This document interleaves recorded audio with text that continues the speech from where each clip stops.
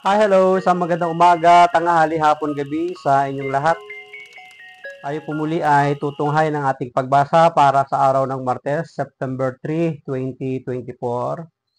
Hahanguin natin ang mabuting balita sa Ebanghelyo ni San Lucas, Kabanata 4, mga talatang 31 hanggang 37.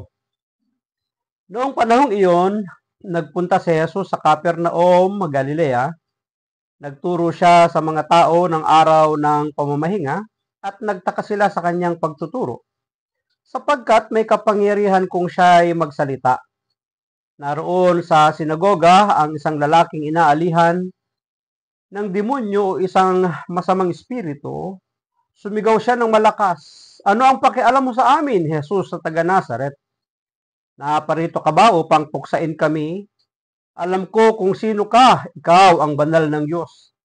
Subalit, pinagwikaan siya ni Jesus, "Tumahimik ka, lumayas ka sa taong iyan."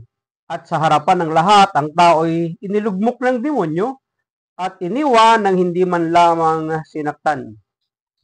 Nang gilala silang lahat at nagsabi sa isa't isa, "Anong uri ng pangungusap ito?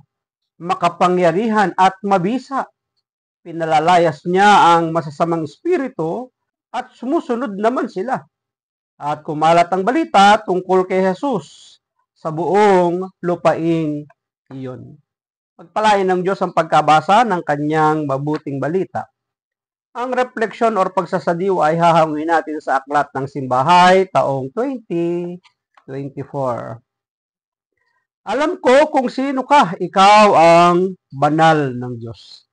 Mga katagang namutawi sa bibig ng masamang espiritu o sa demonyo na umalib. Sumapi sa isang tao, ipinapakita ng ating pagbasa na kilala si Jesus ng masasamang espiritu o ng mga demonyo.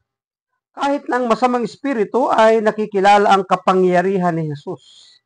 Hindi lang nga kilala kung sino si Jesus, kundi yung taglay na kapangyarihan ni Jesus na sila ay puksain. Nakakalungkot na isipin na kahit sabihin natin na upang maniwala ang tao, ay kinakailangan nitong makita ang nais patungkulan. Sa wikang Ingles, to see is to believe.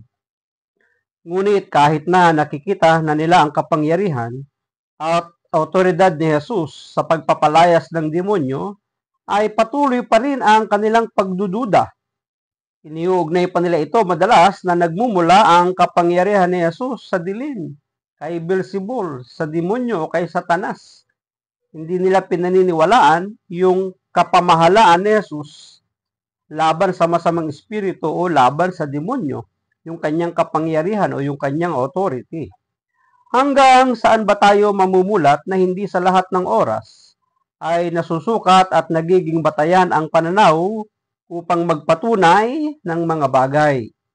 Kung hindi natin uumpisahang buksan ang ating puso, ay hindi natin mauunawaan ang nais niyang ipaabot sa atin. Totoo yun.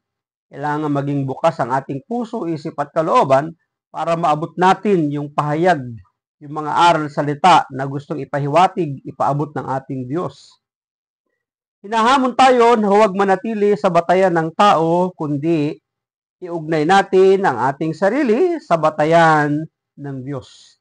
Kailangan tumaas tayo ng level, yung batas-antas ng Diyos, hindi batas-antas ng tao, sapagkat di natin maaabot yung pahayag ng Diyos hanggat tayo ay naka-level sa tao. Manalangin tayo ng taimtim para sa kapakanan ng mga tao na nakakaranas din ng panggugulo ng masamang espiritu sa kanilang buhay. Tayo man, palagi din tayong manalangin upang hindi tayo mapinsala, mapanghimasukan ng anumang gawa ng masama sa ating buhay. Pero tatandaan natin palagi, mas makapangyarihan ang ating Panginoong Hesus, saklaw ng kanyang kapangyarihan, suko sa kanyang kapangyarihan kahit na ang kampo ng mga demonyo o ni Satanas. Maraming salamat at pagpalain tayo ng ating Panginoon, ang ating lamang palaging sambit. I love you with the love of the Lord. Bye-bye. Thank you, God, for everything.